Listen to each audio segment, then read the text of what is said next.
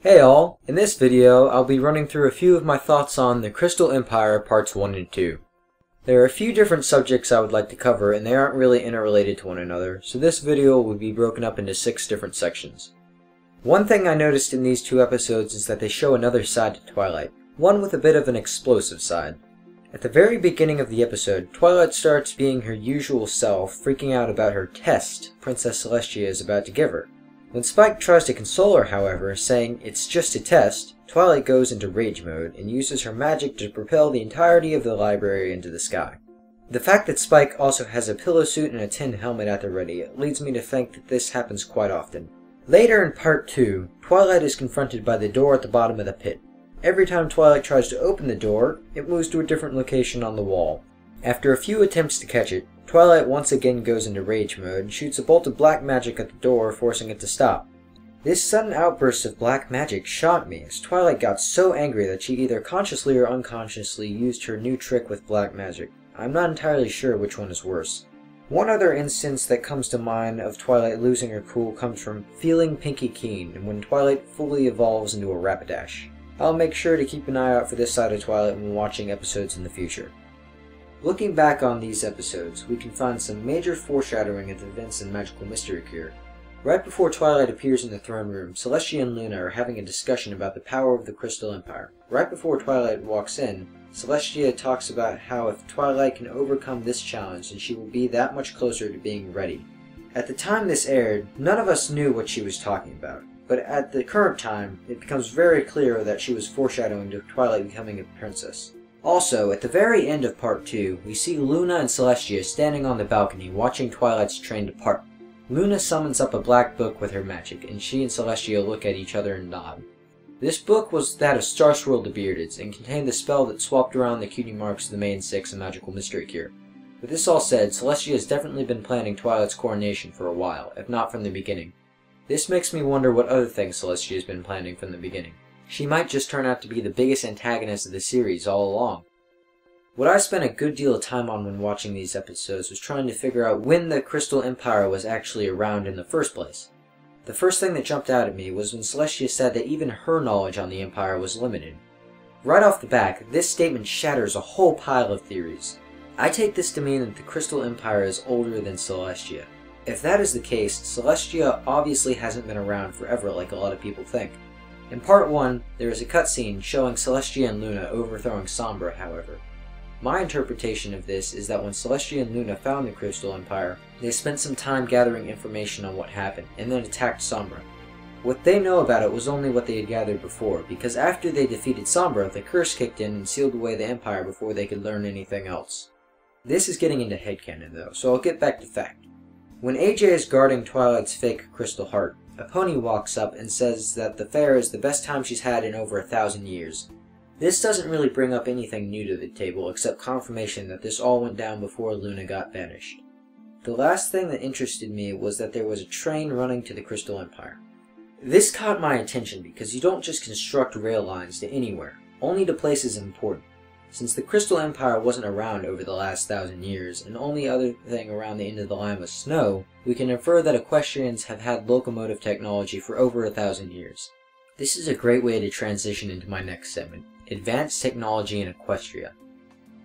The first thing about this that immediately stuck out to me in these episodes was Celestia's holographic map of the Crystal Empire. The fact that this is of the Crystal Empire also means that the technology has been around for over 1,000 years, as it's the only time that the map could have been constructed. We have seen machines powered in the show by machines such as the super speedy Cider Squeezy. What if Cadence was just using her magic to power a machine when she created the dome that was over the Crystal Empire? Artificial environment domes are nothing new to science fiction. They have ranged from sizes covering single villages to things as large as Star Trek's Dyson Sphere, which surrounded an entire star. The fading in and out of the dome is much more consistent with a machine losing power than it is with a person losing strength. A little over halfway through the first part, Pinky is also shown to be snooping around the town with night vision goggles, yet another example of advanced technology in Equestria. One other thing that I noticed is that when the Crystal Heart was activated and the 2 spikes came out from the palace, it made a noise similar to that of a generator charging up. The shockwave it put off may have been some kind of concentrated release of magical energy, somewhat similar to an EMP wave used today. This leaves two big questions on my mind. 1. Have the ruling alicorns of Equestria been hiding advanced technology from the world? The fact that Pinky has night vision goggles suggests that some level of advanced technology is more widely available to the population of Equestria.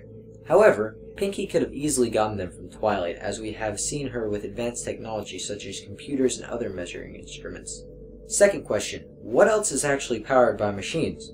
Could Celestia and Luna just be powering some kind of super large artificial environment dome with their magic? Or even some super powerful device that controls the movement of the celestial bodies?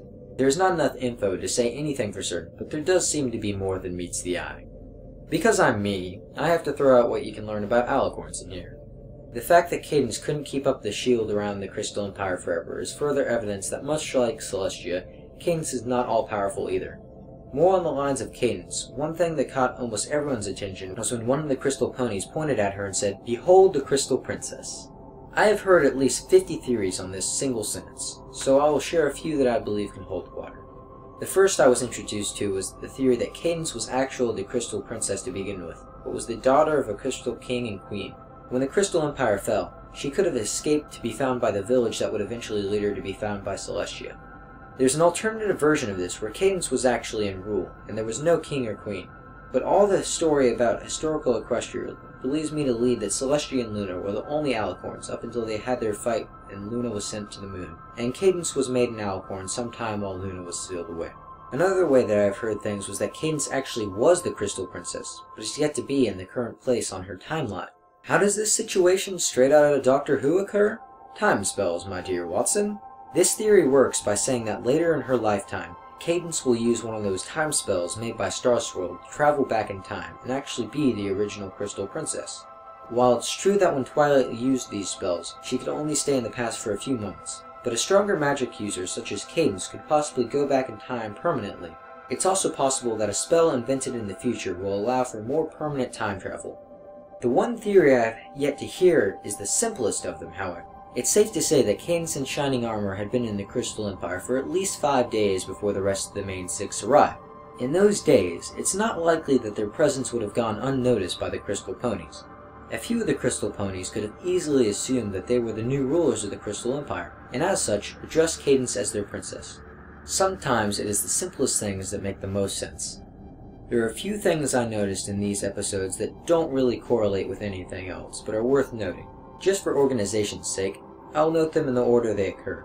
Some will be a lot less serious than others. In the first 8 seconds of part 1, there's a pony taking notes for Celestia that I can only assume is her secretary. One cutscene showed Crystal Pony slaves. Slaves are now canon, and as such, we are now free to whip the Earth Pony slaves. Necrosis. Outside the library in the Crystal Empire, there are 2 statues of griffins. This could suggest that griffins played some role in the history of the Crystal Empire at one point. At the beginning of the second part, Twilight leaves the castle to look for the Crystal Heart, then runs straight back into it. The armor in the Crystal Empire has wing slots. I didn't see any crystal ponies with wings, so this suggests to me that either the Crystal Empire was filled with other races of pony as well at some point, or maybe they hired Pegasi mercenaries at some point. Pegasi being militaristic in nature means that when there were no wars for them to fight themselves, it's highly probable that they lent out their soldiers for hire. Wife toss! Yeah! Mofo got killed! On a more serious note with this one, they just showed a death on the show. Most cartoons, even meant for teenagers, won't do that. That's all I really have to say about these 2 episodes. Thanks for watching, and remember to subscribe so you can get updates on all my new content. This has been an AMaleAlicorn analysis, and I hope to see you all soon.